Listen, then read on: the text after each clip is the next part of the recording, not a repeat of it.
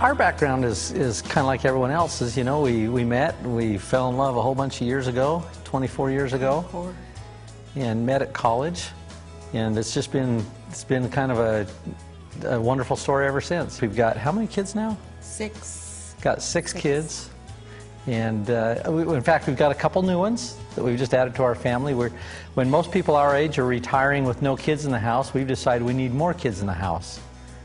And so we've just recently, in fact in the last 2 years, adopted 2 new children. And so it's exciting to have a large family because it gives us the abilities to, well, I don't always feel young, but at least we think young because we have to. Our kids get us to it. And we do a lot of things together. We travel extensively. That's been one of the most fun things of all because we take our kids and we load them up on the plane just like most people load them up in a car, and we just go somewhere.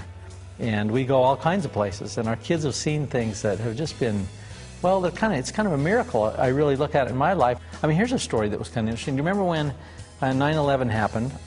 And we wanted our kids to be able to see that on a more personal way than just on television. So shortly after that, we found ourselves in New York. Actually, the ground was still smoking from the towers that were there, and that's left a permanent impression upon us and our family. And I think what this opportunity has afforded us more than anything is the ability to teach our children and to help them gain perspective in their life and how things are so much different when you have firsthand experience of those kind of things. It's been a real blessing, hasn't it? It's just been amazing for them. It's been a bigger lesson than they ever would have got in school. Well, as soon as that door opens and the kids come home from school, they run to the fridge. I just wanted the school not feed these kids. I know I'm paying for the lunch bill all the time because we just kind of get out of the way so they can feed themselves before we communicate with anything. You know, it's a stampede. Typically, if they have homework, that's the first thing they do. They do their homework, and then we do things together.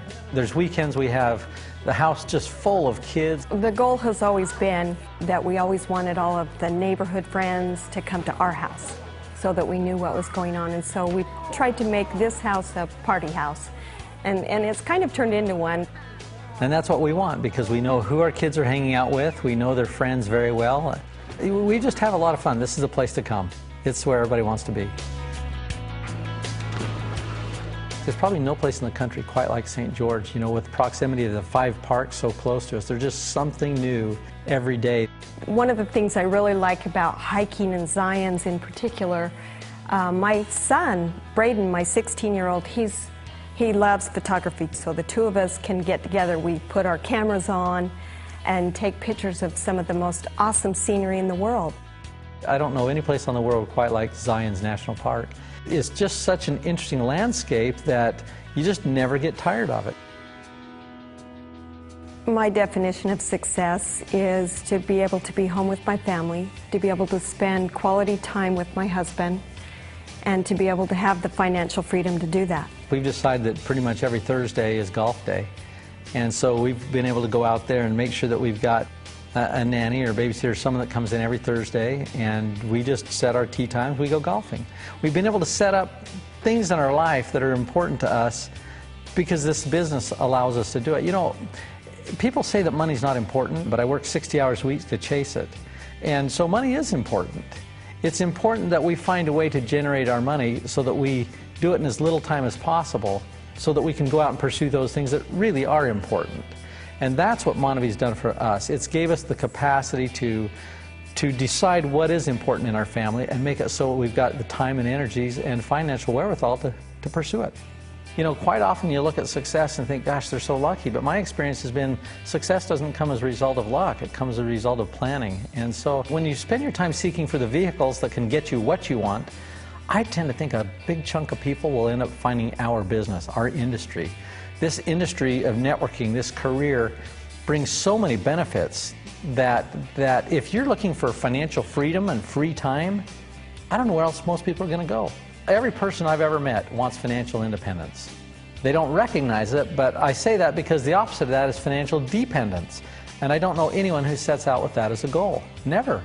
And so for us, it's just been a constant pursuit that led to this industry of network marketing. Because one thing I've recognized, you can't gain financial independence unless you've got leverage in your life. It's the most important component. And there's only a couple things you can leverage. You can leverage your time, or you can leverage your money. And for the bulk of us, we don't have money to leverage. So the only thing we've got to leverage is our time. So the real question comes down is, okay, what is the best vehicle on the planet for leveraging your time? And I'm telling you, this is the vehicle. So we found ourselves in this about 20 plus years ago and worked really hard. It took us about a year and a half to generate enough income that we could kind of live on it. But I'll tell you what, our life changed more than all the wealth that's been created thereafter. And the reason it's changed so much, that was the first $50,000 or $60,000 a year that came passively. How would that change your thinking to know that next month it was going to be there, whether you stayed in bed or whether you got up and dug ditches? It was always going to be there. And so our mindset, that's when we gained our financial freedom back in 1990. And what I like about it is that you find that you enter like a new dimension.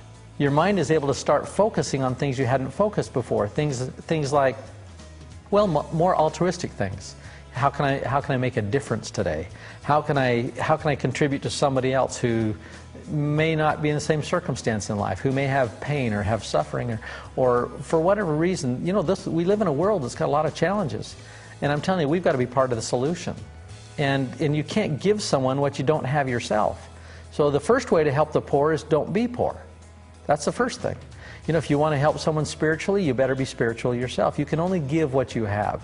And so once you recognize that your own personal battles are over and you can get out of yourself and stop focusing on you, it's amazing what differences you can make in the world. We support the More Project. Our auto ship on a monthly basis pays a donation to the More Project. We believe in it. I think that's a big part of Monavie and what it's done for the community of Brazil. We do need to give back, and actually we have a goal to take our kids down there and let them see what it's like down there and see the slums so that they can do everything they can to help besides just monetarily. I love what Dallin says. Dallin says if we just grow a giant company but we haven't made any differences in people's lives, we've wasted our time. We love the More Project. We're excited about it, and you know, truth is we feel like we've been blessed very much, so we have to give back.